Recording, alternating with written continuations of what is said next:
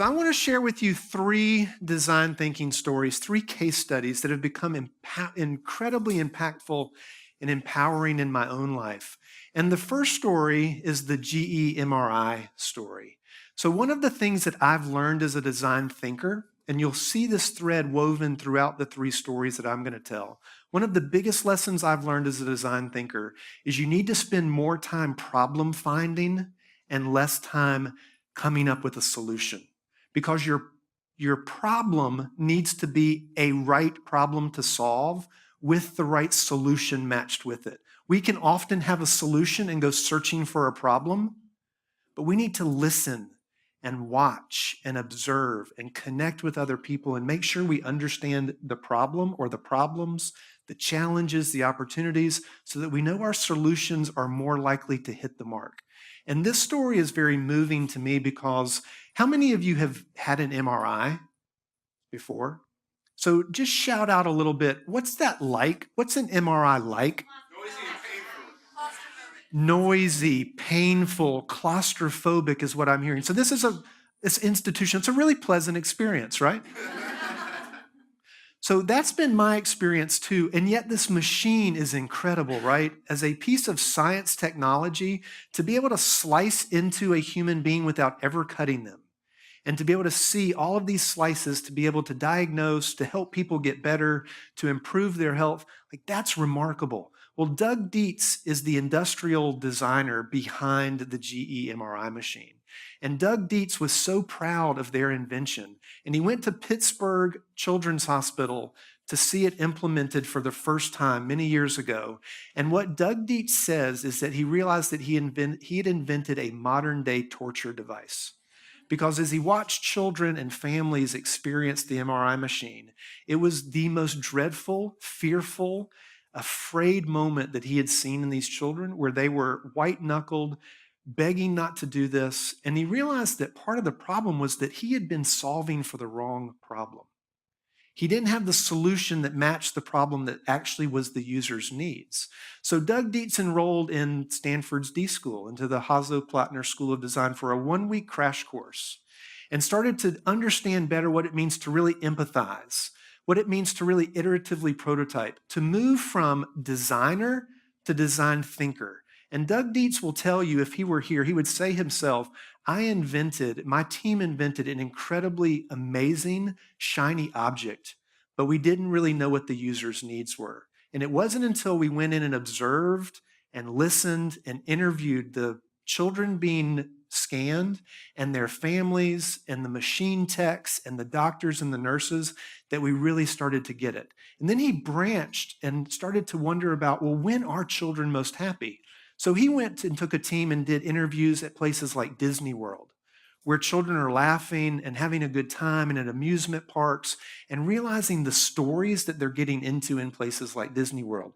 So GE went from design to design thinking when they launched the GE Adventure series. So with just a little bit of paint, literally a little bit of paint, and some retraining and reorienting of the staffs at the hospital, Pittsburgh Children's Hospital was the first to implement the GE Adventure series, where instead of going into an institutional room and laying down this gray-white piece of machinery, I'm entering a yellow submarine and I'm going underneath the sea. And I'm having to stay still so that I don't scare the fish. Or I'm going into a space shuttle and I'm launching into outer space and I'm having to stay still because of the G-forces. And that's what the sounds are, is the transition to the different atmospheres. And the machine techs just became storytellers. They invited the children into these stories, and a simple change in physical space invited the patients into the adventure that they were having. And Doug Dietz said he knew he had made the transition from a designer to a design thinker when he heard children begging their parents to come back tomorrow to do it again. And it's good for the hospitals too, right? They're able to anesthetize fewer patients to make sure that they can get through that claustrophobic experience. They are able to get more patients through the machines in a more rapid pace. And it's great for the bottom line, which is okay, right? When you're starting to design for humans and you're meeting their needs and these other byproducts happen, like you're able to meet your bottom line and not have so many costs. That's okay. That's a good thing. The second story I want to tell you is about the Embrace Baby Warmer. So Jane Chen, and I'll introduce you to her in a minute, but essentially Jane Chen, a student at Stanford Design School, was enrolled in a course called Design for Extreme Affordability. And in that course, groups of students have to come up with a new design that costs 1% or less of what the product or invention has cost before to implement. 1%, right? So they came up with this idea based on this problem of 1 million babies a year die on their birthday. 1 million babies a year around the world die on their birthday. And Jane Chen and her team were moved by that. And so they started to wonder, how might we create a more low-cost incubator that's easier to repair? Now, I want you to notice something. I know the 101 lab people will pick up on it. They already had a solution, right? They thought they knew the problem, but they weren't yet in that design thinking mode. So what the D School encouraged them to do was enter this methodology. And what the methodology does, whether it's DEEP or whether it's the D School's methodology or another design thinking methodology, it encourages us to get into this cycle of habit that helps us to recognize the real problems by being empathetic with the users. And then to iteratively prototype so that we can find the right solution for the right problems. So her team went through this cycle multiple times, and they realized that there was actually a different problem to solve here. Because once they went to Nepal, which was the country that they were concentrating on, they realized that most babies in Nepal weren't being born in the clinics, and that all the Nepalese clinics that they visited had perfectly functioning incubator machines. They weren't broken. What they needed was a way to get the babies who were being born in the villages safely to the clinics. And so they reframed their how might we.